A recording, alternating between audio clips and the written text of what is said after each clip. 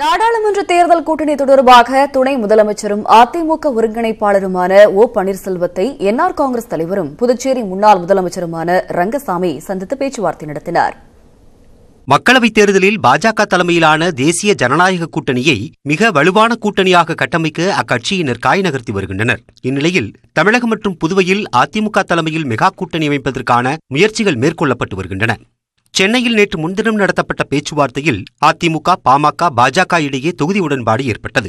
அதன்படி பாமகவுக்கு 7 தொகுதிகளும் 1 மாநிலங்களவை உறுப்பினர் பதவியும், பாஜகவுக்கு 5 தொகுதிகளும் ஒதுக்கப்பட்டன. தேமுதிகவுடனான தொகுதி பங்கீட்டு பேச்சுவார்த்தையில் இழுபறி நீடித்து வருகிறது.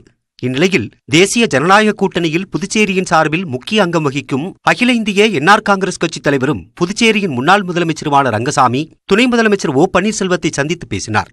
சென்னை கிரீன்வே சாலையில் உள்ள துணை முதலமைச்சர் இல்லத்தில் இரவு 9:40 மணிக்கு தொடங்கிய பேச்சுவார்த்தை 20 நிமிடங்கள் வரை நடைபெற்றது. மரியாதை நிமித்தமாக சந்தித்து பேசிட்டு வந்திருக்கேன்.